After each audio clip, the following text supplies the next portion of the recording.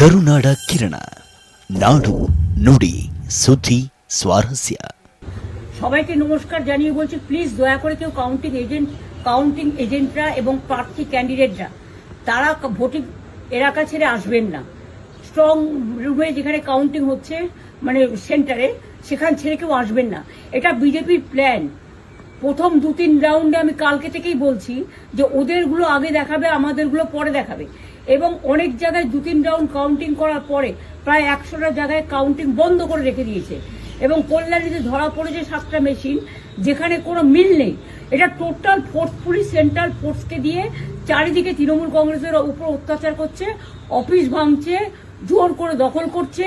SIR নামে আপনারা দেখেছেন ভোট লুট করেছে যাতে যে সিটগুলো জিততে পারে। কিন্তু এখনো এমন 70টা সিট আছে, 100টা সিট আছে যেগুলো আমরা এগিয়ে আছি, সেগুলো বলছে না। টোটালটাই মিথ্যে নিউজ খাওয়াচ্ছে। আগে ডিআইসিও এই খবরগুলো দিত, কিন্তু তাকে কালকে চেঞ্জ করে দেওয়া হয়েছে। টোটালটাই ইলেকশন কমিশন নিজের ইচ্ছে মতো খেলছে, এবং সাথে কেন্দ্রীয় বাহিনীকে নিয়ে। এবং আমাদের পুলিশরা টোটাল মাথা নত করে কেন্দ্রীয় বাহিনীর আন্ডারে কাজ করছে। সুতরাং আমি সব আমাদের কাউন্টিং এজেন্টদের, আমাদের সমস্ত পার্টির কর্মীদের বলবো, অত মন খারাপ করার কারণ নেই।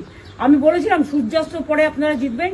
3 রাউন্ড 4 রাউন্ড কাউন্ট হলেও এটা 14 রাউন্ড থেকে 18 রাউন্ড কাউন্ট হয়, তখন আপনারা জিতবেন। Wait and see, watch. আমরা সবাই আপনাদের সাথে আছি, আপনারা কেউ ভয় পাবেন না, নিশ্চিন্তে থাকুন। আমরা বাঘের বাচ্চার মতো লড়াই করে যাব।